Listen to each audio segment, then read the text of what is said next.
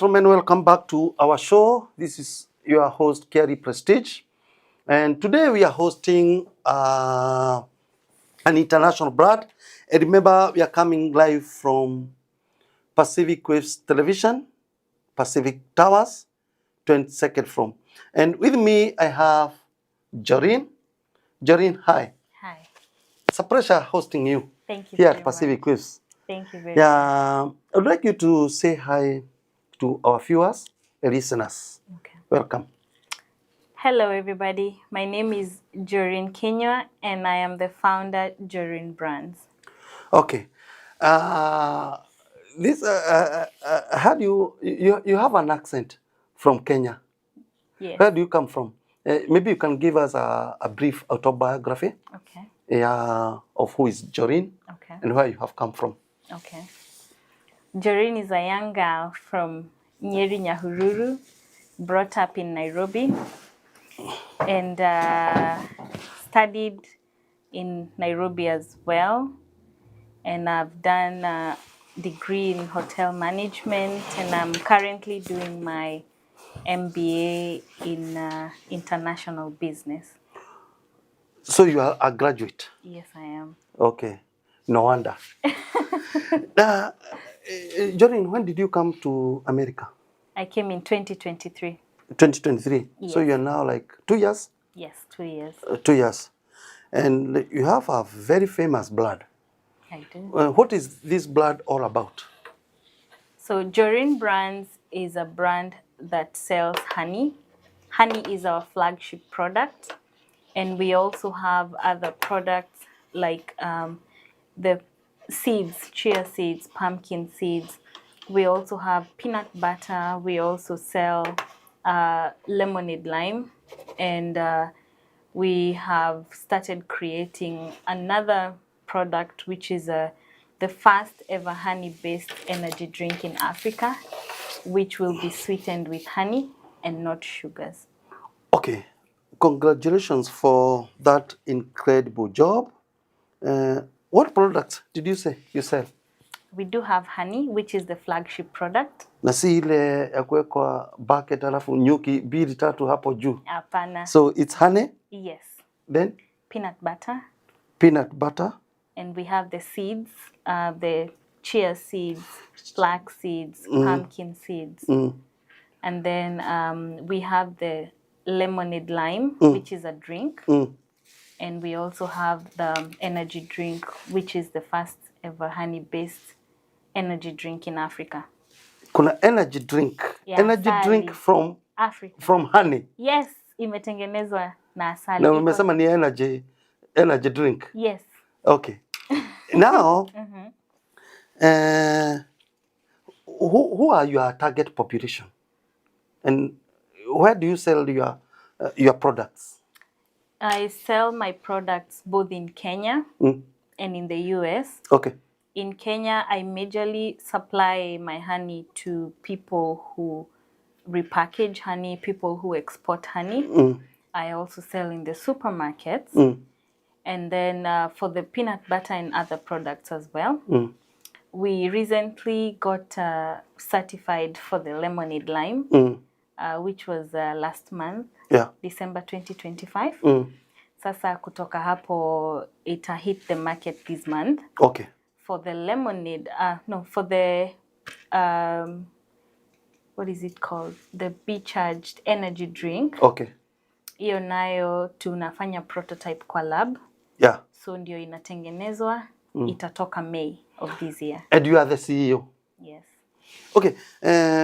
Jorin, can you tell us about your journey? Let's first of all, before we come to the products, let us understand the journey.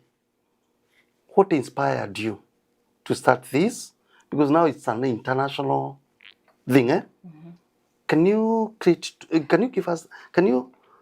tell us, can you take us a journey, how you started it until now you have all these products and you are importing them to United States of America? Yes. Also in Tanzania and Kenya? Yes. Yeah. Take us through that journey and how you started. Okay. Yeah. So I started this brand when I was in university. back home in Kenya. Yeah. So this was, let me say, before COVID, but it was just a small home.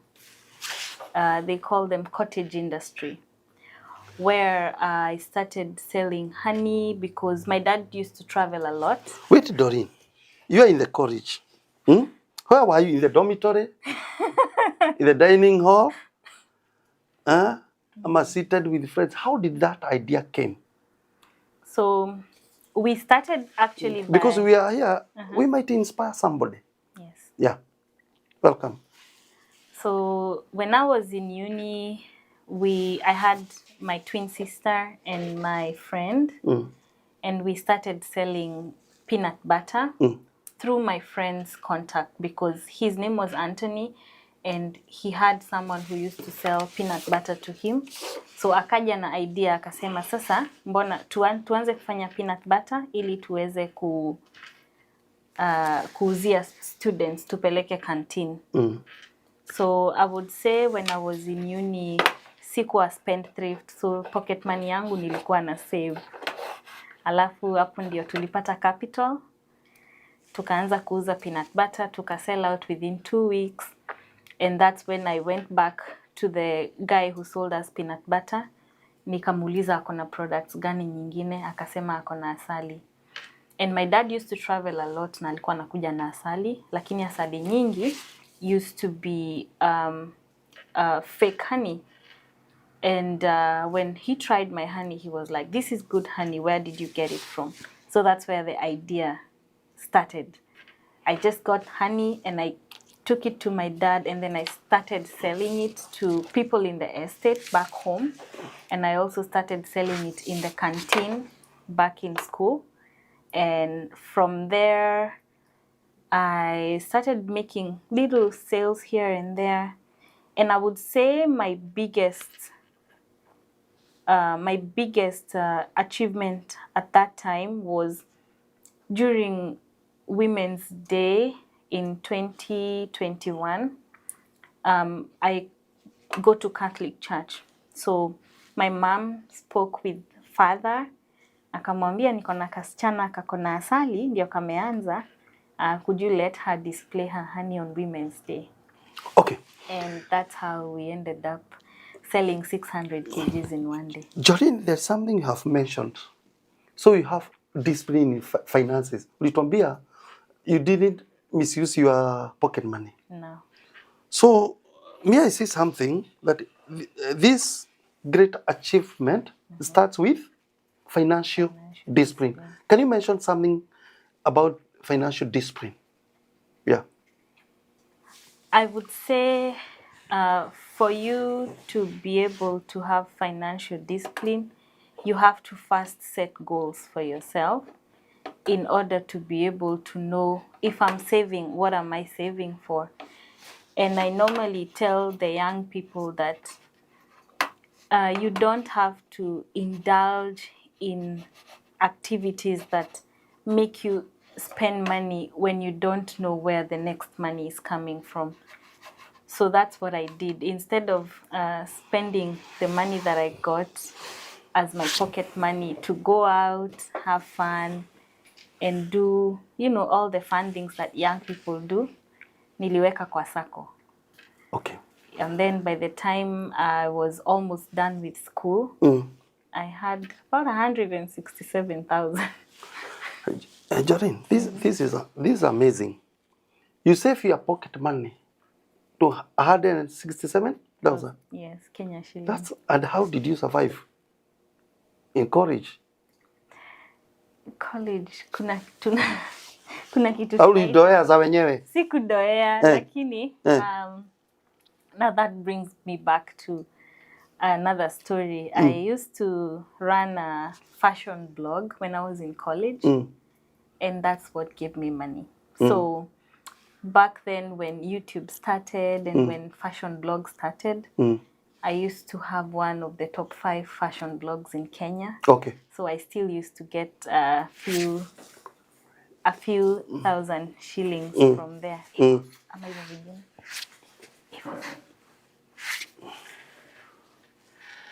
Okay. Sorry. Okay. So you had a blog. Sasa wewe ulikuwa blogger. So you started as a blogger. I started as a blogger. Blogger Jorin. Now, now we come to your business model. I was reading your profile and I discovered that you empower women and youth, and your concentration is in 2 countries, Kenya and Tanzania. How does that work? How do you empower these women and youth?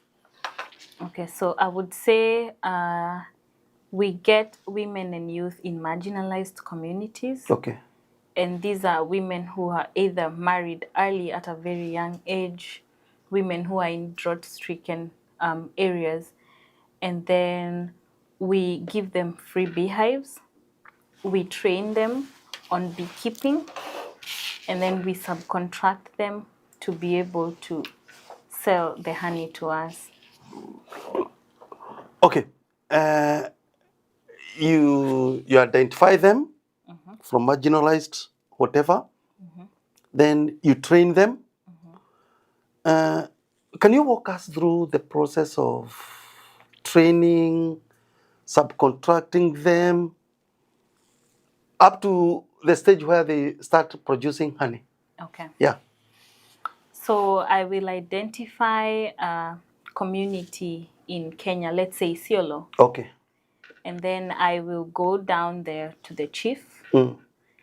ask him if he has the community-based associations or community forest associations, Yeah.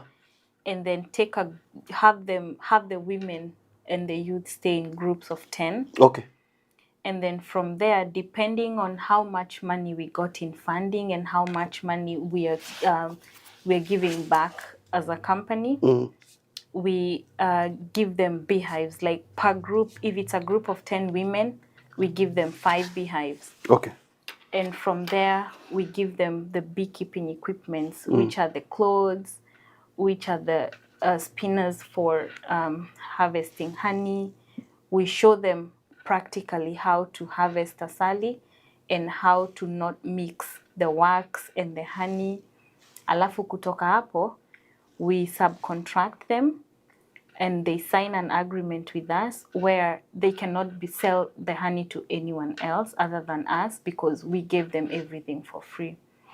So we said this is something that takes about a week when it comes to training and everything, because we have to go there and take them through a training module ile ambayo tunawaonyesha vile ambavyo wataweza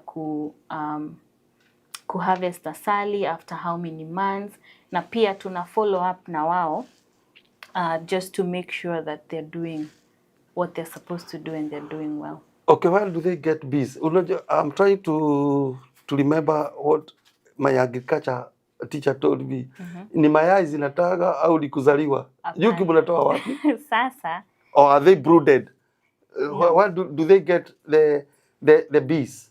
So when we give them beehives, we have laced the beehives with lemongrass oil, and also in the bee frames tumeweka wax, so the bees will automatically zitavutiwa na lemongrass, and then zikikuja kwa hive zipate kuna a little bit of wax, they can be able to build from that foundation. And then what happens is everywhere there is the scouting bees. The scouting bees ndio zinaenda kutafuta homes. I'm lost. How do you identify where to put the beehive? What is inside the beehive to attract the bees? And what if you go to a marginalized place where also the population of bees is marginalized? Can it happen that you have kept the beehives there and no bees are attracted? So you rely on the bees that are in the surrounding. You don't have your bees. We do have our bees just in case the hives zisipopata nyuki, but in most cases, the reason I said community forest associations is hizi mizinga sana sana tunaweka kwa forest. So tunaenda kwa county government, kwa chief, tunamwambia sasa unaweza tupea a portion of the forest ili hawa mama wetu waweze kuweka nyuki. And where there is a lot of vegetation, you will always find bees. Nani anachunga hizo nini? Hizo beehives kwa sababu wakiacha nini kwa msitu? Si watu watakuja wa nini? Wa harvest the honey. Not How long does from the time you keep the beehive, how long does it take? 3 to 4 months to 3 get to 4 months. kujaza asali. Yes. Beehive moja inatoa kama lita ngapi? 8 to 10 kilos.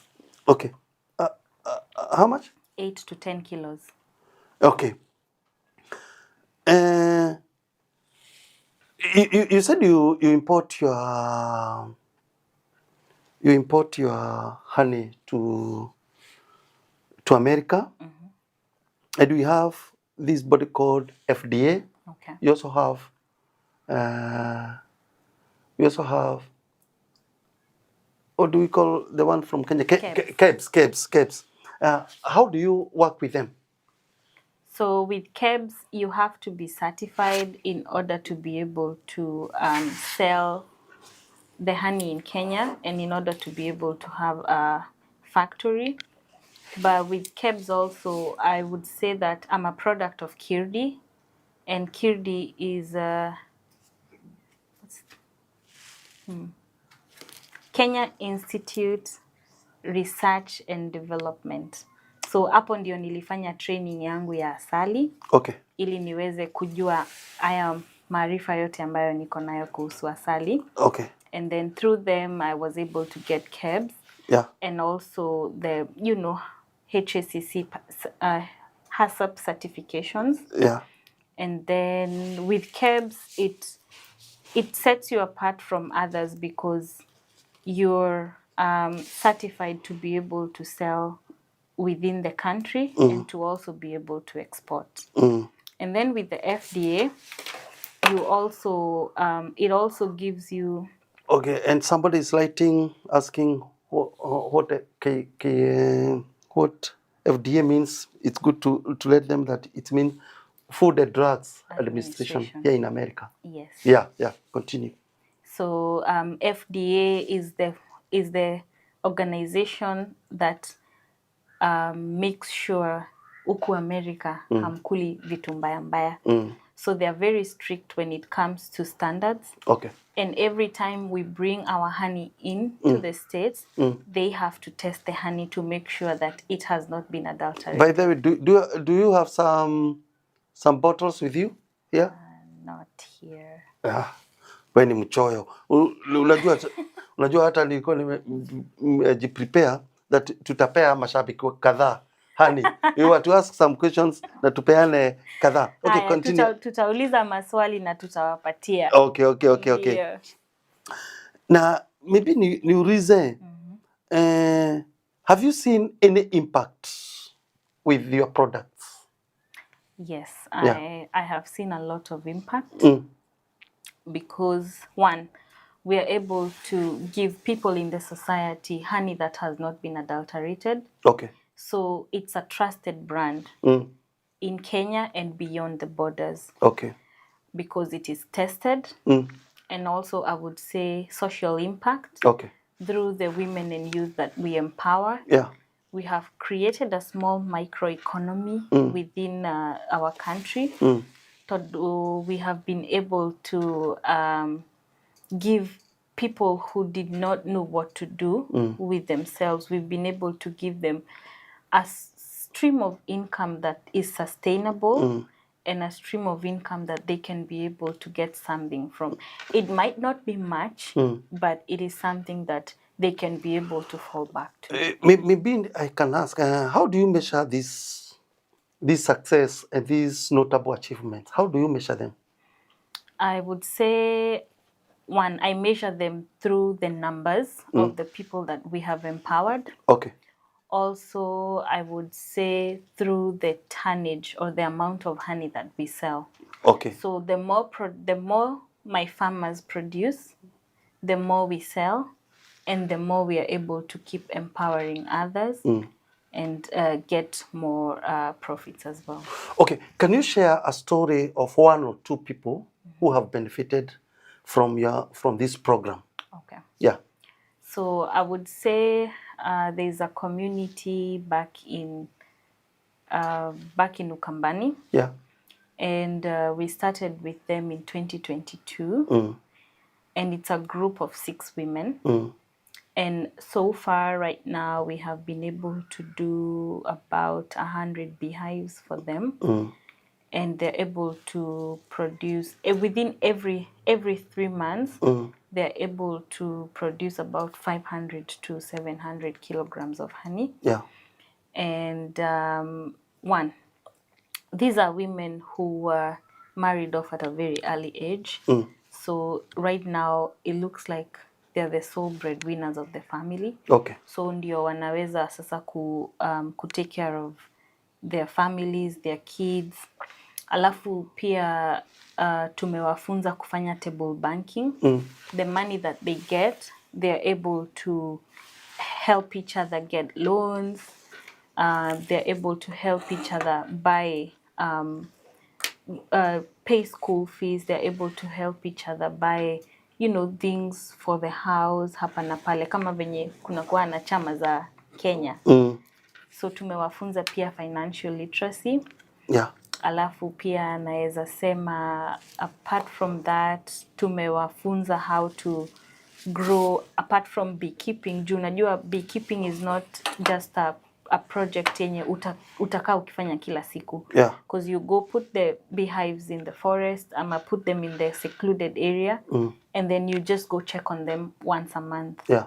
So through the money that they get, we have been able to encourage them to start micro farming within their homes, so that they can be able to produce food for their family. Okay, let's come to your partners, them that you partner with. And I was looking for your profile the whole of last week, and today I was looking your profile. I could see UN, I could see World Bank, I could see French Embassy. How do these partners help your mission? They fund us, they give us grants, and we are able to make the beehives. Then we are able to go train women and youth in the marginalized communities. And these grants help us to be able to set them up for the future. And then after that, that's when we subcontract them and we buy the honey from them. So our partners majorly play the roles of giving us resources, and then us, we tend to push the resources into the community. Okay. What category is Jorin Brands? It's a social enterprise. LLC, NGO, LLC. CBO, LLC. It's an LLC, but so you make a small profit, then you help the community.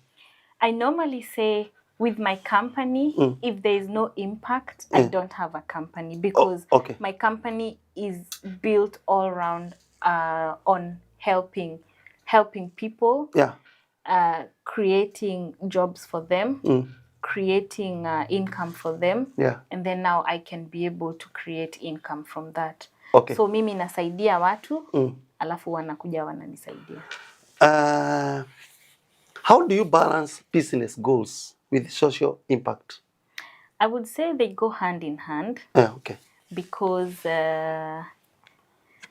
without my 300 women, I don't have a business. Yeah. Naweza chagua tu niende nichukue supplier mmoja na ni stick na yeye. But my story and the story that I want the whole world to know is when you're creating wealth, you can do it and impact others as well. Yeah. It doesn't always have to be in a very capitalistic way. Yeah. Unaweza create wealth na pia wewe mwenyewe uweze kupata something in return. And it's a business model that I got from one of my mentors, Tony Elumelu. Yeah. I'm a Tony Elumelu Foundation mentor. And once upon a time, I was a mentee. Okay. So they made me a mentor last year. Mm. And what Tony Elumelu does is he gives you a grant of $5,000 and then he gives you a mentor who will take you step by step in the business processes, doing a business plan, where to get funding. Yeah. So that's a business model that I really appreciated, and it's also the business model that I'll go with even in my company. Ili, the more I grow, I pull people up with me. So you have some people that you have mentored. Yes. Okay. And what next for Jorin Bloods? Do you have any new projects or expansions in this horizon? In this horizon, yes, I do. Okay. I from this year, I'll be able to start supplying honey to 200 stores here in the US. And it's a good contract that I got because it will help me get more outreach to more people, Yeah. sell more, and empower more. As I look to empower about 1,000 women by 2030. That is the goal. And Okay. also, if I'm able to do well in the 200 stores, Okay. by the end of the year, they'll push me to 1,000 stores. Okay. Right now, here, I'm in about 20, 30 stores within Washington. Okay. And I have more stores in Chicago and in Missouri as well. Okay. So we still, and in Oregon. So we still keep, every day, tunaendelea tu polepole. I'll keep asking. Are you the CEO? Because I'm looking at the size of the CEO Yes. and the size of the impact. So you are the CEO. I am. Okay. What message do you send to your target population, to your community, to your supporters? One thing I would say is our honey is tested. Our honey is the best honey, and our honey haijaongezwa any masukari.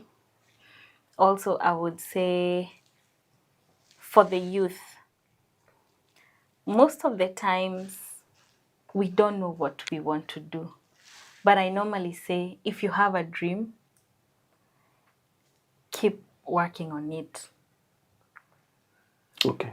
Keep working on it. It might be hard, it might be difficult. You might not even know where to start, because someone like me, nimeweza kujua mambo on the way. I have lost so much money, I have lost so many resources along the way because of the mistakes that I made. Okay. But I can tell the youth that you have to identify something that you're very passionate about and keep going with it mpaka mwisho.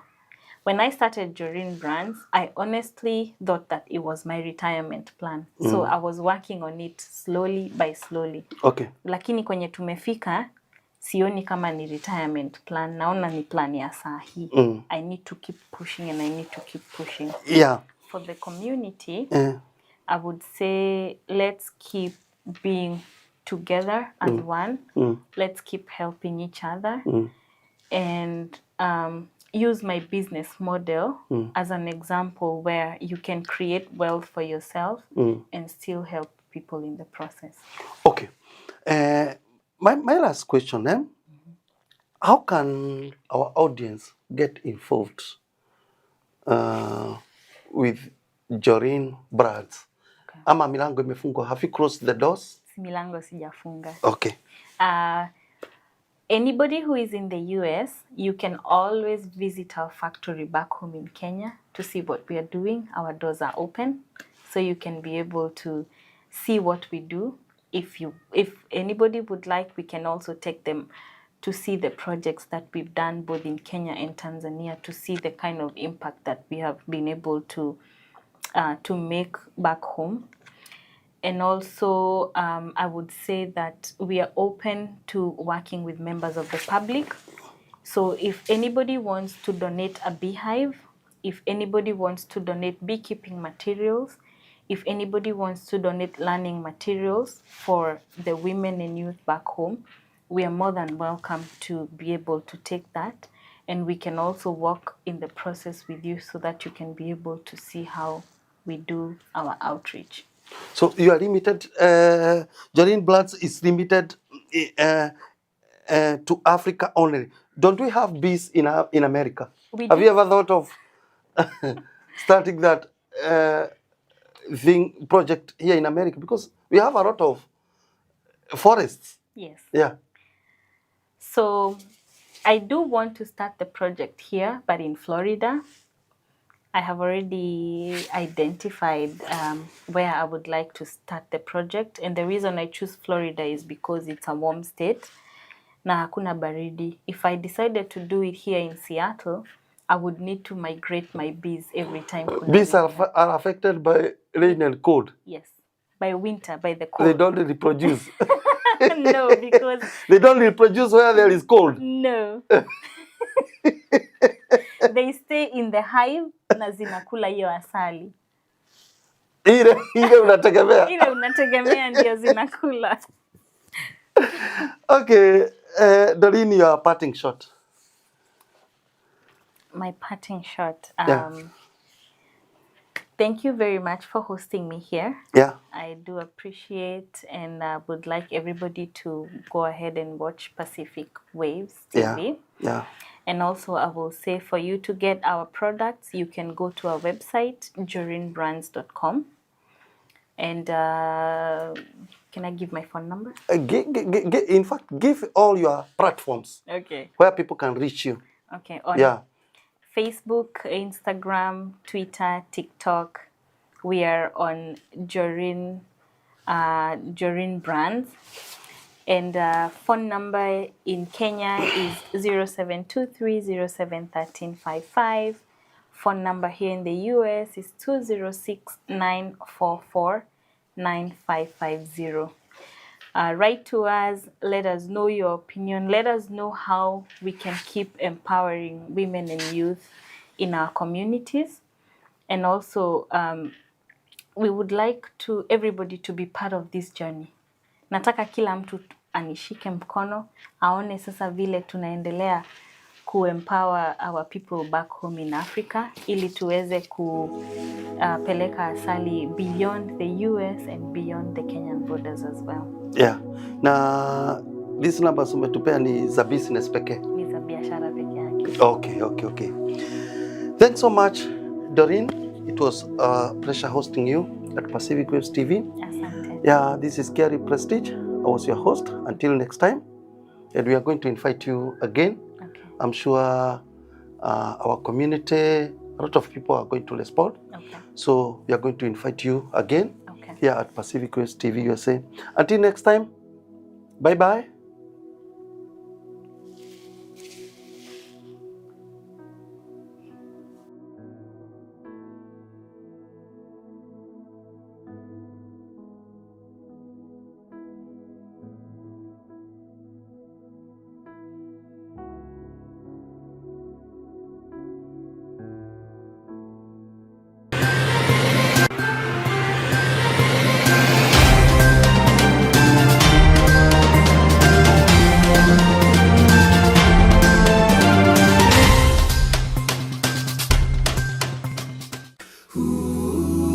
Pacific waves, the voice of the people, strong like the wind, firm like a steeple, inspiration, entertainment every way.